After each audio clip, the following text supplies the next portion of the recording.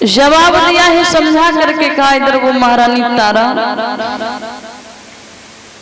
जैसे ही आती है, महाराज हरिश्चंद्र ने कहा हे तारा ऐसा करो हमारे घड़े को उठवा दो। महारानी तारा ने एक बात कही है, महाराज अगर मैंने आपके इस घड़े को हाथ लगाया तो हमारा धर्म नष्ट हो जाएगा।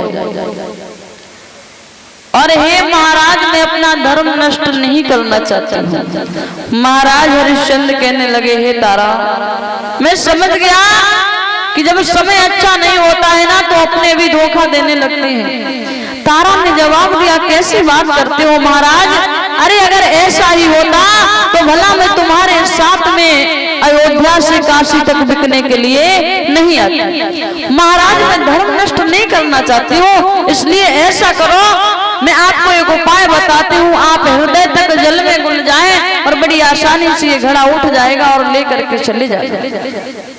इतना समझाने के बाद महारानी तारा तो वहां से चली आई। महाराज हरिश्चंद्र ने उस घड़े को उठाया, लेकिन शरीर में इतनी सामर्थ्य नहीं है, इतनी ताकत नहीं है जो उस घड़े को कालू मेहतर तक पहुंचा सके। आगे बढ़े ही एक ठोकर लगी, गिर जाती है, वो घड़ा भी गिर गया, फूट जाता है। कालू मेहतर के पास पहुंचे, कालू मेहतर ने जवाब दिया जल कहाँ है और घड़ा कहाँ है। महाराज घड़ा तो फूट गया। कहा तुमसे एक भी कार्य ढंग का नहीं होता है, आज से तुम ये कार्य नहीं करोगे, आज से तुम मरघट पे जाकर के कर और कफन वसूल करोगे। बारे समय कहीं से भी कहीं पहुंचा सकता है। उन्होंने कहा ठीक है महाराज, मरघट की ओर चले हैं कर कफन वसूल करने के लिए। अब मरघट पे ही डेरा हो गया। इधर ब्राह्मण देव ने कहा तारा तुम्हारा पुत्र जो है ना जब से आया है गांव के छोरों के साथ खेलता रहता है, अरे इससे कहो पूजा का समय हो रहा है, बाग में चला जाए पुष्प लेकर के। मैया ने जवाब दिया लाला बाग में चले जाओ। क्यों बेटा, पुष्प लाने हैं, पुष्प लेकर के आओ। आज मैया के कहने से वो रोहतास बाग की ओर चला है पुष्प लेने के लिए, लेकिन विश्वामित्र जी को फिर भी चैन नहीं पड़ा। विश्वामित्र जी सर्प का रूप धारण करते हैं। यहाँ एक सुंदर सा पुष्प खिला हुआ था, वही पास में छिप जाते हैं। बेटे ने सुंदर सा पुष्प देखा, कलाई को ऊपर किया उस पुष्प को तोड़ने के लिए। विश्वामित्र जी सर्प के रूप में थे, उंगली में डस लेते हैं। बेटा हाँ मां कहते हुए जमीन पे गिर जाते। विश्वामित्र ने पुनः ब्राह्मण का वेश धारण किया, काशी में चले, आवाज लगाने लगे हैं काशी के वासियों, अरे किसी मैया का लाल बाग में गया है पुष्प लेने के लिए, उस पुत्र को सर्प ने डस लिया, जिस माँ का वो लाल हो वो मात शीघ्र जाए। मैया तारा ने सुना, विचार किया मेरा ही बेटा गया है। जैसे दौड़ की ब्राह्मण बोले ठहर जाओ, कहाँ जा रही हो?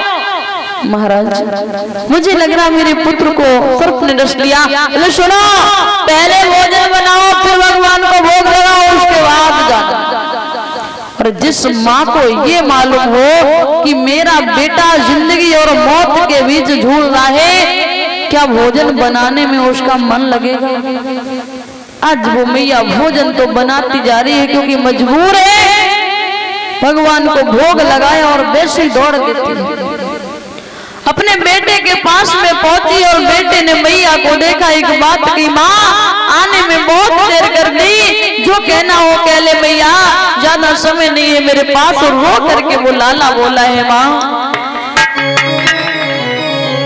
सारे सुख दुख की जो कह रहे हो तो जननी मेरी कह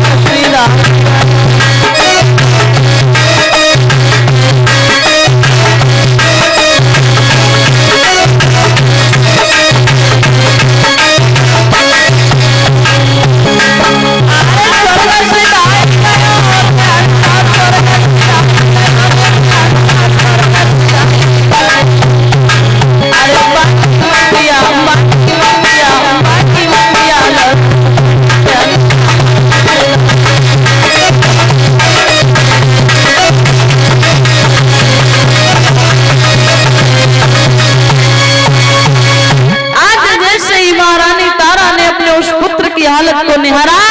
बेटे ने जवाब दिया, माँ जो कहना हो कह ले, मैं कुछ ही छोड़ूंगा। और इतना कहते कहते उस लाला ने अपने प्राणों को छोड़ दिया।